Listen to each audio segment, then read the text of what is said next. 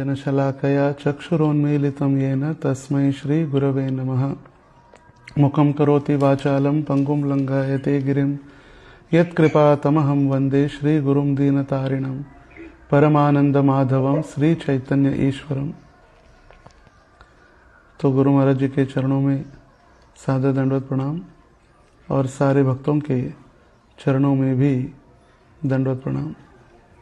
तो जैसे महाराज जी इतना सुंदर हरि नाम के विषय में या हरि नाम कीर्तन के विषय में बतला रहे थे, जो भी हम कर रहे हैं ये सारा कीर्तन ही है। और जैसे महाराज जी उदाहरण दिए, राधा रास बिहारी मंदिर का जब कंस्ट्रक्शन हो रहा था, श्रील प्रभुपाद जी को शिफ्ट करने की इच्छा व्यक्त की भक्तों ने। वहां पर बहुत सारे कंस्ट्रक्शन साइट पर आवाज हो रही थी, तो फिर सारे भक्तों ने जब निवेदन किया श्रील प्रभुपाद जी को, प्रभुपाद जी हम आपको शिफ्ट करना चाहते हैं एक लाइफ मेंबर के घर पे, एक डोनर के घर पे, वहां पर आपको शांति मिलेगी।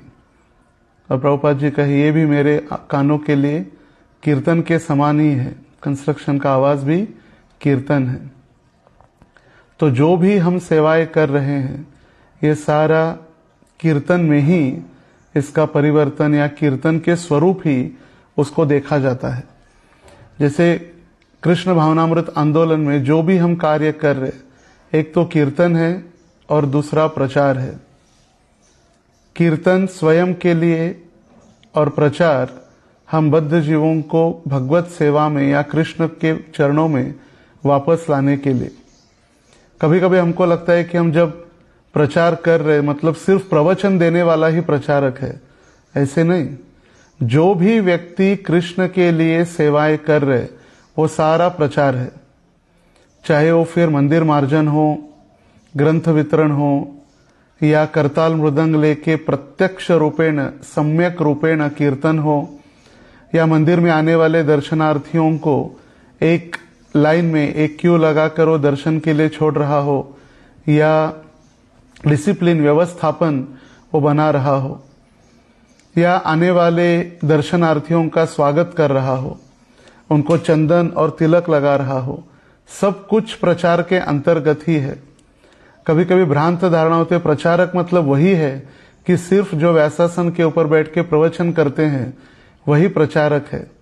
ऐसे नहीं, हम सभी जो भी कृष्ण के लिए श्रील प्रभुपाद जी के इस आंदोलन में सेवा करने का प्रयास कर रहे, ये सारा प्रचार ही है। जैसे एक व्यक्ति प्रवचन देकर आए किसी कॉलेज में या किसी एक स्थान पर कि आप मंदिर में आइए, कॉलेज में युवकों को प्रेरित करके आए मंदिर में आइए, राधा कृष्ण के दर्शन कीजिए, हमारे सुंदर मंदिर में आकर आप अपना जीवन आध्यात्मिक बनाइए। अगर वो व्यक्ति जब भक्त हमारे प्रचार करके आने के बाद प्रवचन के उपरांत जब ऐसी सूचना देते हैं कि मंदिर इस्कॉन मंदिर अंतर्राष्ट्रीय कृष्ण भावनामृत संघ इस स्थान पर स्थित है और आप आइए वहां पर दर्शन के लिए, और जब कई सारे नवयुवक विद्यार्थी जो बड़े बड़े इस कॉलेज में पढ़ाई कर रहे और जब आएंगे मंदिर में और वो देखते हैं कि वहां पर की व्यवस्था या मंदिर में सफाई नहीं है, भगवान का दर्शन खुला नहीं है समय पर। हमने तो लिखा है ठीक 7:30 बजे भगवान के श्रृंगार दर्शन होंगे, मगर 7:45 हो रहे, पुजारी आराम से दर्शन कर रहे या श्रृंगार कर रहे भगवान का, अभी तक दर्शन खुला ही नहीं है। मंदिर की सफाई थोड़ी हुई है, थोड़ी नहीं हुई है, या वहां पर कोई स्वागत के लिए नहीं है। हमने तो बहुत सुंदर सुना कि मंदिर में जैसे महाराज जी भी अपने जीवन की शुरुआत, आध्यात्मिक जीवन की शुरुआत जब इस्कॉन के सानिध्य में आए, जब महाराज जी ने पढ़ा दादर में कीर्ति कॉलेज, जब कॉलेज के जीवन के समय में जब महाराज जी पढ़े बिल बोर्ड्स पर कि एक्सटैटिक कीर्तन, डैजलिंग आरतीज, सम्चुअस प्रसाद, ये सारे शब्द समझ नहीं आ रहे थे उस समय क्या होता है ये। मगर फिर भी जो भी कीर्तन देखा था, जो भी प्रसाद वहां पर प्राप्त हुआ था, जो भी आरती हो रही थी, भव्य दिव्य आरती हो रही थी, वो देखकर जो आकर्षण हुआ मन में, और वही शब्द एज इट इज महाराज जी अपने एप्लीकेशन में लिखे, एडमिशन के एप्लीकेशन में। महाराज जी को लगा कि इंटरनेशनल सोसाइटी है, एक अंतरराष्ट्रीय संस्था है, तो मुझे पहले एप्लीकेशन देना पड़ेगा इस संस्था में सेवा करने हेतु। तो क्या लिखे एप्लीकेशन में? तो वही चीजें या वही शब्द महाराज जी दोहराए जो बिलबोर्ड्स के ऊपर एडवर्टाइजमेंट में लिखे थे। I like your sumptuous prasad, dazzling aartis and ecstatic kirtan. ये जो शब्द थे वही शब्द महाराज जी लिख कर गए। और लिखने के बाद वो एप्लीकेशन देने के पहले पुनः मन में विचार है कि इंटरनेशनल सोसाइटी है तो फिर थोड़ा स्टैंडर्ड होना चाहिए। तो फिर उस समय तो कंप्यूटर वगैरह थे नहीं, तो टाइपिंग करके टाइपराइटर खट खट खट खट खट टाइपराइटर जो होता है वो टाइपराइटर के ऊपर लेटर टाइप करवाया, एडमिशन लेटर, कि मुझे आपके इस अंतरराष्ट्रीय संस्था में सेवा करने में मुझे इच्छा है, मुझे भाग लेना है आपकी इस सेवा में। तो टाइपिंग करके जब लेकर गए तब एक व्यक्ति मंदिर के सामने, एक भक्त झाड़ू लगा रहे थे, मंदिर मार्जनार्दव, मंदिर मार्जन कर रहे थे। उनको पूछा, Swami ji excuse me sir, मुझे आपके अध्यक्ष जी से मिलना है, मंदिर के अध्यक्ष से। बोले मैं ही अध्यक्ष हूं, बोलो। तो अध्यक्ष ही मंदिर में सफाई कर रहे, झाड़ू लगा रहे, वो भी एक सबसे फर्स्ट इंप्रेशन। एक विदेशी अध्यक्ष मंदिर में सफाई कर रहे। और जब लेटर दिया पढ़ने के लिए तो महाराज जी के मन में था कि अभी कई सारे दिन first merit list, second merit list लगेगी और फिर उसके उपरांत जब मेरा नंबर आएगा तो मुझे इन्फॉर्मेशन दिया जाएगा, अपॉइंटमेंट लेटर आएगा और बुलाएंगे चलो आ जाओ मंदिर में, अभी आपका नंबर लग गया। ऐसे नहीं हुआ। उसी क्षण वही अध्यक्ष परम पूज्य गिरिराज महाराज जी, उस समय जब गिरिराज दास थे ब्रह्मचारी, वो हाथ पकड़कर लेकर गए और सीधे ब्रह्मचारी आश्रम में गए। ऑन द फर्स्ट डे उसी समय मुंडन हुआ। सबको पहले बताया कि we have a new devotee here, Raghunath Bhagwan Patil, RB. Patil, आज हमारे बीच नए भक्त आए हैं। तो सबने तालियां बजाकर स्वागत किया, हरि बोल हुआ, तुरंत मुंडन हुआ। मुंडन के बाद ऐसे नहीं कि पहले पीडीसी हुआ, येलो ड्रेस दिया गया, फिर उसके बाद सफेद कपड़े दिए गए, फिर सैफरॉन दिया गया, कुछ नहीं। On the first day saffron, त्याग की भावना, जो ये गहरवे वस्त्र त्याग का प्रतीक है, वो त्याग के कपड़े भी दे गए। जैसे कहीं कहीं स्थानों पर बताया गया है कि भगवा मतलब जो गहरवा वस्त्र है, भगवा जिसको मराठी में कहते हैं, भय रहित, गर्व रहित और वासना रहित, भगवा, भय रहित, गर्व रहित और वासना रहित। ऑन द फर्स्ट डे महाराज जी को गहरवे वस्त्र, भगवे वस्त्र दिए गए और मुंडन हुआ, भगवे वस्त्र दिए गए। अभी पूर्ण रूपेण महाराज प्रचारक भी हो गए। उसी दिन एक विदेशी सन्यासी स्वामी जी थे, उनका एक स्कूल में प्रवचन था और उसका भाषांतर करने हेतु, अंग्रेजी से हिंदी में भाषांतर करने हेतु महाराज जी की नियुक्ति की गई ऑन द फर्स्ट डे। तो ये सारा जितना भी प्रचार है, वो सारा ये जितने भी कार्य प्रचार के अंतर्गत ही है। जैसे हम कुछ वर्ष पूर्व जब ब्रजमंडल परिक्रमा की 25वीं वर्षगांठ थी, तो 25वीं वर्षगांठ में जब कुछ युवकों के साथ हमने महाराज जी को निवेदन किया कि महाराज जी आप इनको कुछ 2 शब्द बताइए, तो महाराज जी कहे कृष्ण का सुनो और कृष्ण के विषय में सुनो। कृष्ण का सुनो मतलब भगवत गीता और कृष्ण के विषय में सुनो मतलब श्रीमद् भागवतम।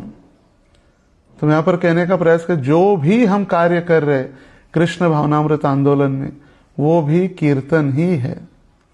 भगवत जैसे प्रजल्प के लिए कहा गया, प्रजल्प मतलब क्या है?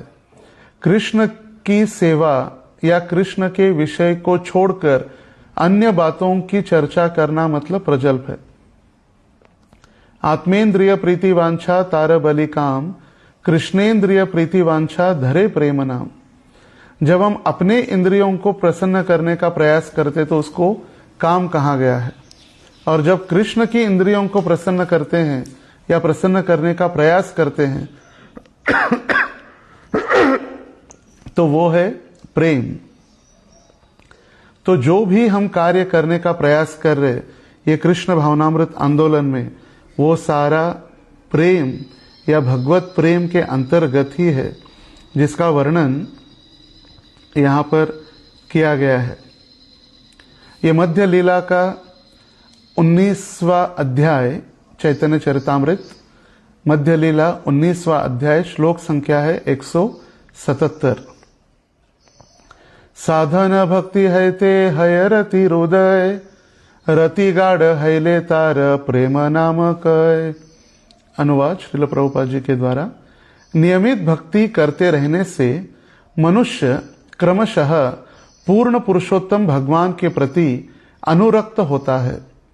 जब यह अनुरक्ति प्रगाढ़ हो जाती है तब यही भगवत प्रेम कहलाती है।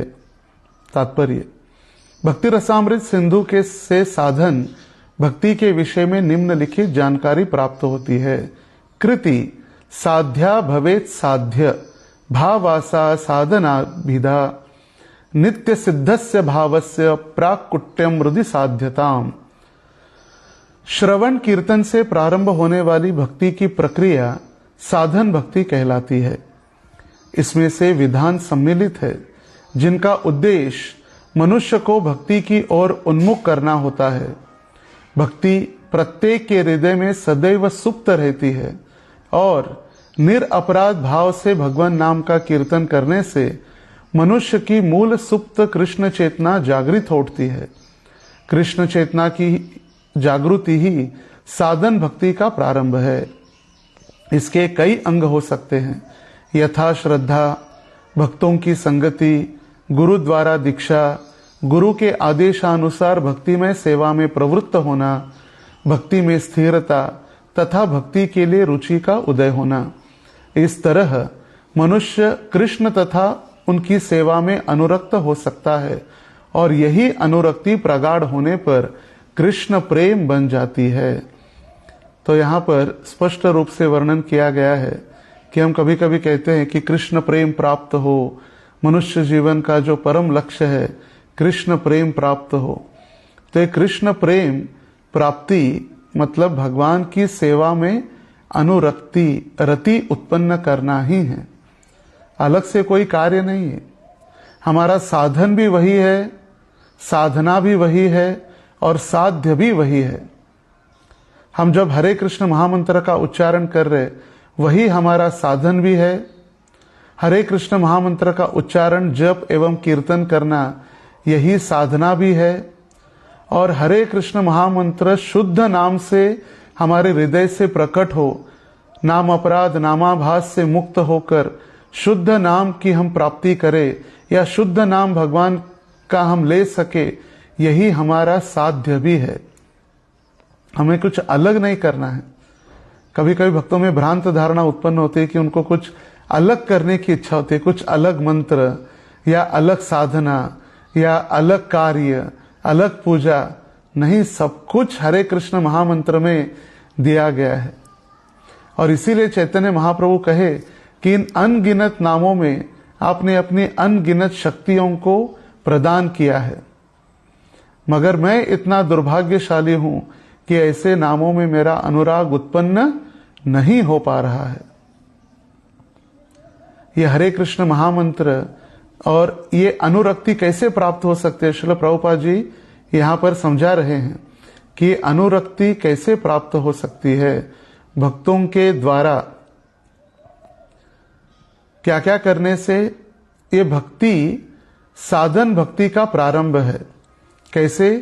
भगवान का कीर्तन के द्वारा जब हम निरअपराध भाव से भगवान नाम का कीर्तन करने का, जप करने का प्रयास करते हैं तो हमारे हृदय में जो डॉर्मैट कंडीशन में जिसको कहा गया सुप्त कृष्ण भावना, कभी कभी हमने सुना होगा श्रील प्रभुपाद जी जब कीर्तन करते थे और कीर्तन के समय में श्रील प्रभुपाद जी का जब कैसेट चलता है, श्रील प्रभुपाद जी की जो विशेष हरे कृष्ण धुन, हरे कृष्णा कृष्ण कृष्णा हरे हरे, जब वे प्रभुपाद जी कीर्तन करते हैं तो कीर्तन के बीच में प्रभुपाद जी 2-4 मिनट का प्रभुपाद जी का टॉक है।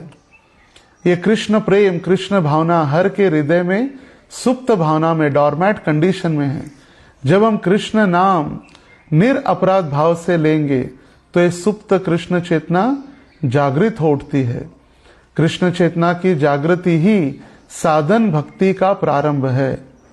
इसका मतलब हमें ध्यान से भगवान नाम का कीर्तन करना निरअपराध भाव से, और कीर्तन के द्वारा हमारे हृदय में कर्णरंध्रेन, कर्णों के द्वारा हमारे हृदय में भगवान नाम को या भगवान के कीर्तन को पहुंचाना। श्रवण एवं कीर्तन दो महत्वपूर्ण अंग बताए गए हैं और ये भक्ति का प्रारंभ है। उसके बाद श्रील प्रभुपाद जी आगे लिख रहे, भक्ति के प्रारंभ श्रवण और कीर्तन से होता है। इसके कई अंग हो सकते हैं, जैसे श्रद्धा। हमें भगवान के प्रति, भगवान नाम के प्रति श्रद्धा है, इसीलिए हम भगवान नाम ले रहे हैं, या भगवान के मंदिर तक कृष्ण भावना अमृत आंदोलन में भाग ले रहे हैं। जैसे भक्ति रसामृत सिंधु में रूप गोस्वामी वर्णन करते हैं, श्रद्धा से प्रेम तक आदौ श्रद्धा तथा साधु संग भजन क्रिया अनर्थ निवृत्ति स्यात्। ये जो सोपान बताए गए हैं श्रद्धा से प्रेम तक, यह श्रद्धा, उसके उपरांत भक्तों की संगति, गुरु द्वारा दीक्षा, गुरु के आदेशों के अनुसार भक्ति में सेवा में प्रवृत्त होना, भक्ति में स्थिरता और भक्ति के लिए रुचि का उदय होना। ये जितना भी हम अभी श्रवण कर रहे, ये सारी चीजें, जैसे गुरु महाराज शुरुआत में बताया कि आज काउंट कितना है 1500, वैसे हमारी कैपेसिटी है जूम की 3000। आज हम सिर्फ 50% है। हमें जो भी यहाँ श्रील प्रभुपाद इस तात्पर्य में लिख रहे, उसका संबंध यदि हम जूम मंदिर से, ये कोई जूम मीटिंग ये भौतिक जगत में हो सकती है, ये जूम मीटिंग या जूम सेशन, जूम जपा, ये भौतिक जगत में हो सकता है। जूम जब छोड़कर, क्षमा कीजिए, ये मीटिंग नाम तो लिखा है जूम मीटिंग, मगर हमारे लिए ये मंदिर ही है। महाराज जी कहते हैं सबसे बड़ा मंदिर है जूम मंदिर। ये इतने भक्त और किसी मंदिर में नहीं है, मायापुर में भी नहीं है, वर्ल्ड हेडक्वार्टर, वहां पर 500,000 भक्त हो सकते हैं, मगर हमारे इस जूम मंदिर में जिसका कोई खर्चा नहीं, जो भी फीस है रजिस्ट्रेशन या एनुअल फी, मंथली फी जो इंटरनेट की और इस मीटिंग की जूम की है, मगर यहाँ पर कार्यक्रम करने के लिए कोई व्यवस्थापन की आवश्यकता नहीं है, कोई धनराशि की आवश्यकता नहीं है, कहीं हमको फ्लाइट से, ट्रेन से, बस से हमारा घर छोड़ने की आवश्यकता नहीं है।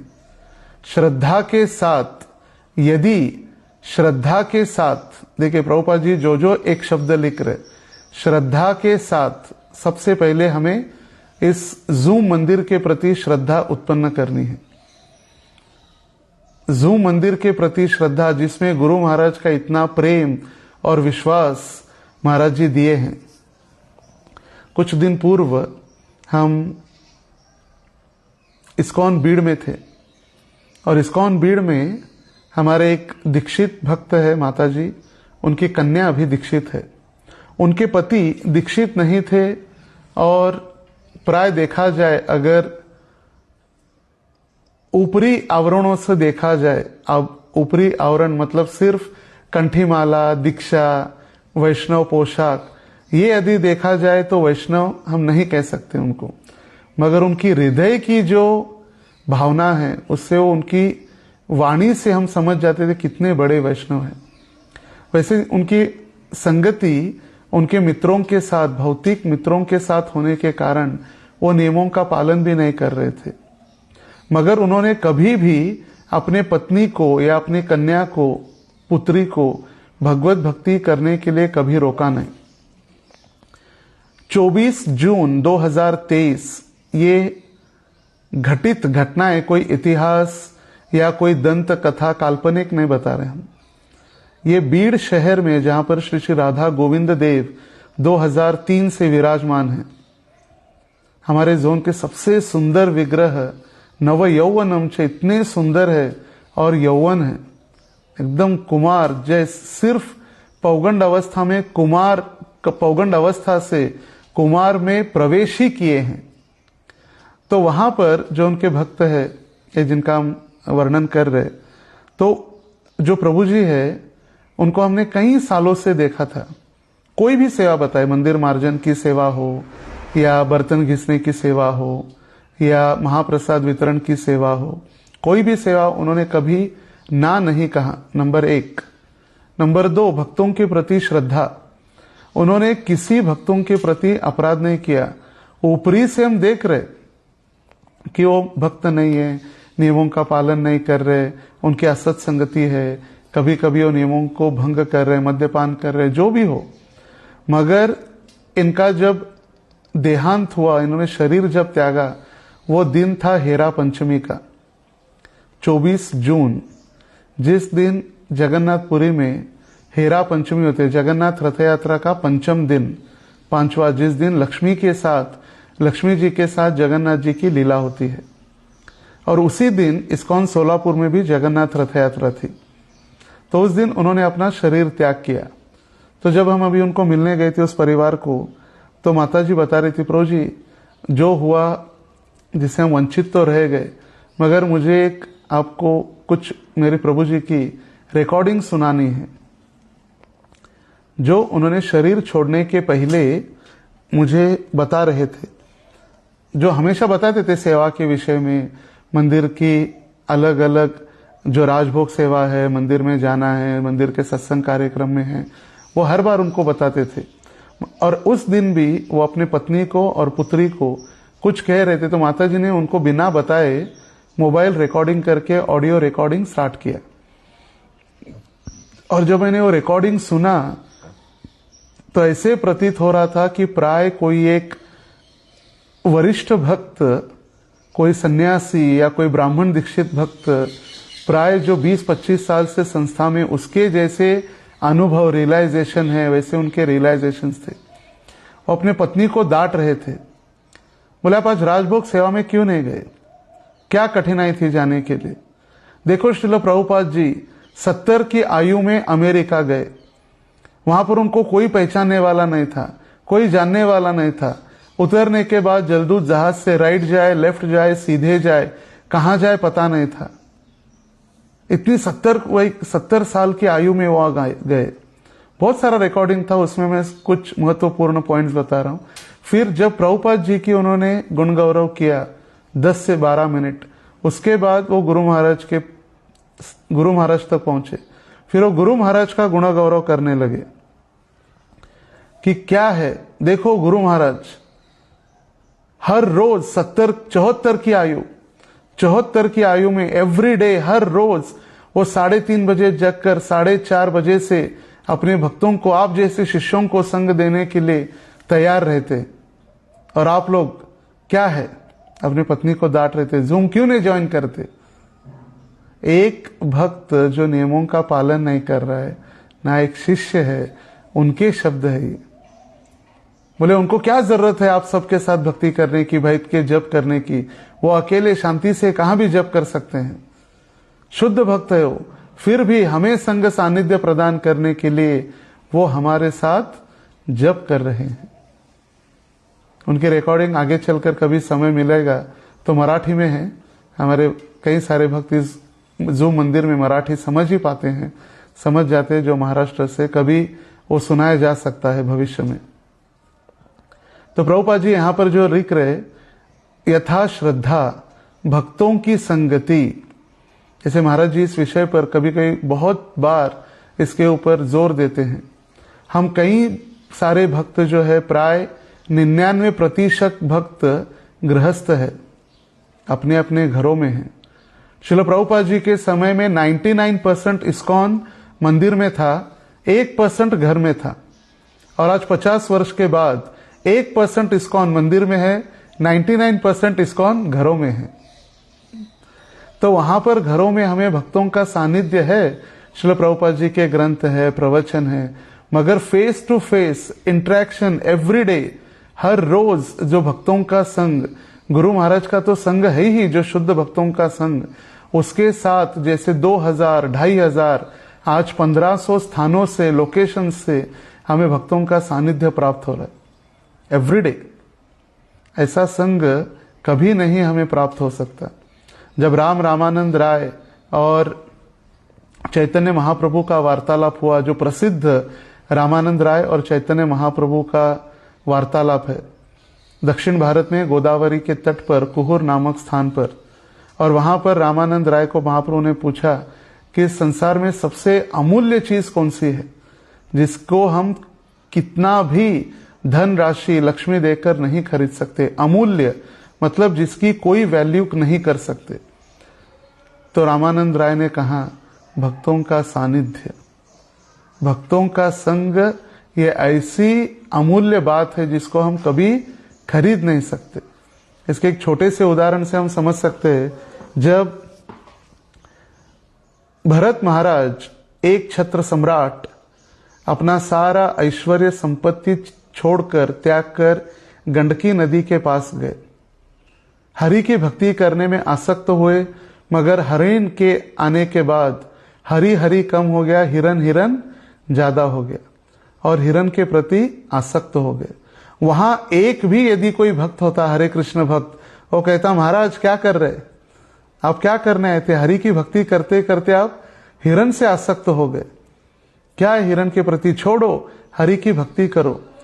तो हम सुन रहे थे मायापुर धाम में एक महाराज जी बता रहे थे कि हम कहते तो है हरि से बड़ा हरि का नाम, मगर हरि नाम से बड़ा भी हरि के भक्त है, जो हमें ये महामंत्र या भजन करने के लिए, कीर्तन करने के लिए सदैव प्रेरित करते रहते हैं और शक्ति प्रदान करते रहते हैं। गुरु के आदेशानुसार भक्ति में, सेवा में प्रवृत्त होना। तो हर रोज जूम पर जप करने के लिए तो गुरु का ही आदेश है, इसमें कोई दूसरी राय तो है ही नहीं, दोहराई है नहीं। गुरु महाराज हर रोज आदेश दे रहे कि आदेश अनुसार क्या करें, हम जूम पर जप करने के लिए प्रारंभ करें। भक्ति में स्थिरता तथा भक्ति के लिए रुचि का उदय होना। स्थिर कैसे हो सकते हैं हम? हर रोज बिना चुके, जब बहुत बीमार है या कुछ ट्रैवलिंग में है, वो दिन छोड़कर अगर हम स्थिर होकर हर रोज हम जूम पर जप कर रहे, तो हम भक्ति में जरूर स्थिर होंगे गुरु महाराज के आशीर्वाद से, और फिर हमें नाम में या भक्ति में रुचि उत्पन्न होगी। और ऐसे अनुरक्त यदि हम होंगे, आसक्ति हमारी बढ़ेगी, तो फिर वही हमारी आसक्ति क्या होगी? रति शब्द की व्याख्या ही कृष्ण प्रेम है, जो भक्ति रसामृत सिंधु में रूप गोस्वामी समझा रहे हैं। इस प्रेम का वर्णन मतलब क्या है? ये दिव्य रति या आसक्ति आध्यात्मिक स्तर पर जब बढ़ती है, वही भगवत प्रेम है या कृष्ण प्रेम है। उसके लिए हमें अलग से प्रयास करने की कोई आवश्यकता नहीं है। जब हम हर रोज गाते हैं जो कृष्ण प्रेम प्राप्त हो, जो कृष्ण प्रेम 10 नाम अपराध के बाद जो गा रहे, वही भगवत सेवा, भक्तों के प्रति आसक्ति, भगवान से प्रेम, भक्तों से मित्रता और भगवान नाम में श्रद्धा और गुरु के वचनों से हम प्रामाणिक हमारा प्रयत्न, ये यदि हम करेंगे जो श्रील प्रभुपाद जिस तात्पर्य में लिखे, तो अपने आप हमें भी भगवान नाम में रुचि उत्पन्न हो सकती है। और भगवान नाम में रुचि या शुद्ध नाम मतलब भगवत प्रेम या कृष्ण प्रेम की प्राप्ति है। हरे कृष्णा कृष्णा कृष्णा हरे हरे, हरे राम राम राम हरे हरे। हमें समय पर